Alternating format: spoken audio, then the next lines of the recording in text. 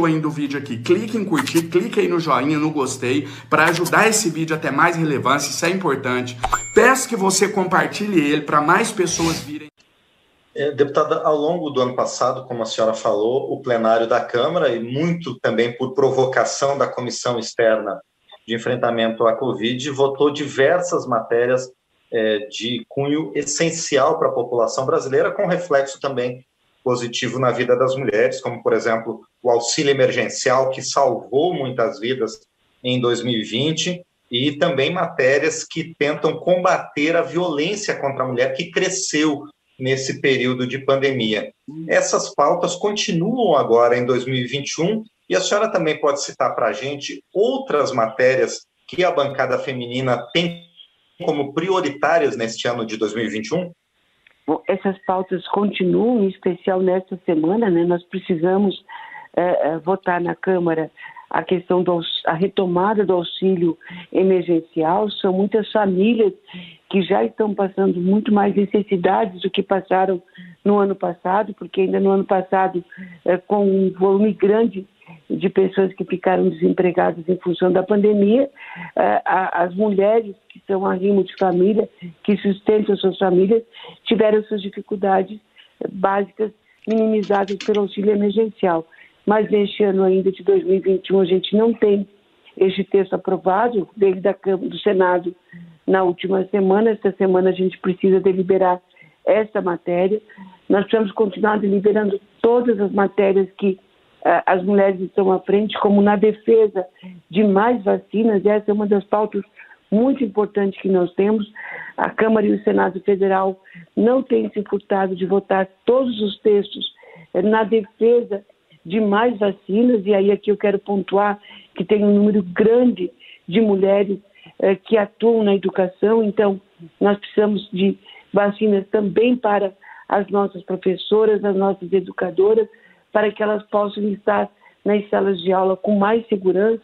Digo isso porque eu tenho ouvido muitos relatos dos profissionais da área da saúde que já estão recebendo a segunda dose da vacina, e a alegria deles estarem vacinados, mesmo mantendo todos os cuidados que eles estão tendo no dia a dia, mas eles têm essa alegria de terem tido a possibilidade de serem vacinados. O federal aprovou a chamada PEC emergencial, que permite recursos extraordinários para pagar novas parcelas do auxílio concedido a famílias durante o período da pandemia. Agora, a Câmara deve debater a proposta a partir de terça-feira. O repórter Luiz Cláudio Canuto tem mais informações sobre a matéria. Segundo o presidente da Câmara, Arthur Lira, do PP de Alagoas, a expectativa é de que a admissibilidade seja aprovada na terça e o texto vá à análise na quarta-feira.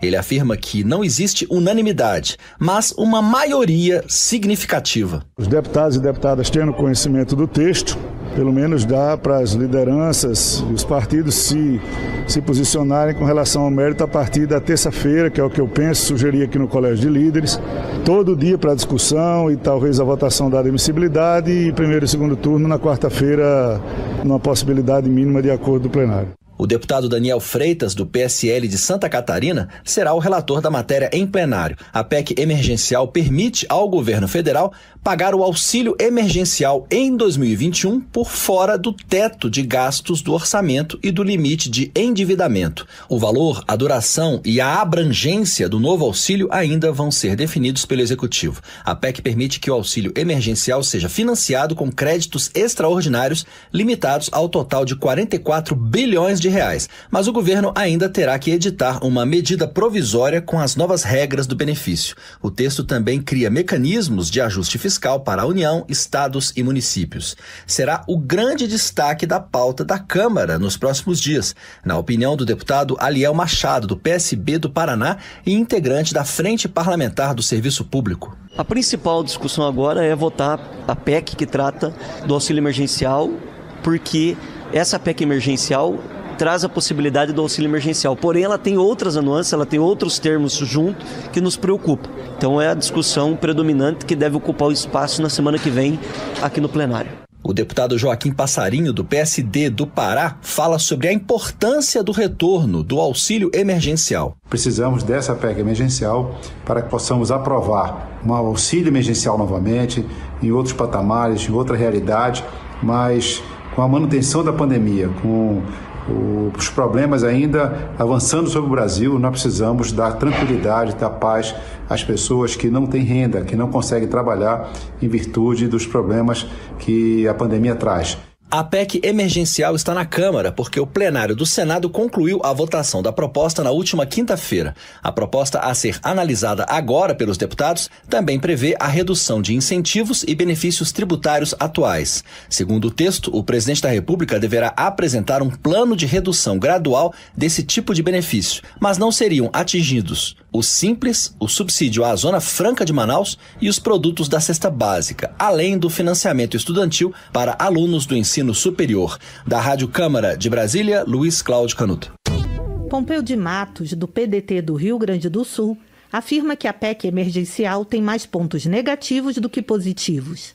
Ele questiona o montante de 44 bilhões de reais previsto no texto, destinados para o pagamento do auxílio financeiro emergencial. Pompeu de Matos lembra que esse valor equivale a 1/3 do que a gestão Bolsonaro destinou no início da pandemia, quando o benefício era de R$ 600. O deputado avalia que o país passa pelo pior momento da crise sanitária e que, se o novo valor do auxílio emergencial for de R$ 250, como anunciado, mais cidadãos vão morrer de Covid e também de fome. Para Luísa Erundina, do PSOL de São Paulo, é preciso vacinar em massa a população e aprovar urgentemente a volta do auxílio emergencial no valor de R$ 600. Luísa Erundina alerta que, se medidas mais eficazes não forem tomadas, o Brasil corre o risco de aprofundar a crise sanitária mundial, desequilibrando o próprio planeta. Padre João, do PT de Minas Gerais, registra o recorde de cerca de 2.000 mortos por Covid no Brasil em 24 horas. Ele considera um absurdo que a PEC emergencial condicione a volta do auxílio a um arroxo fiscal que afeta trabalhadores em todas as áreas, mas sobretudo na saúde e na educação.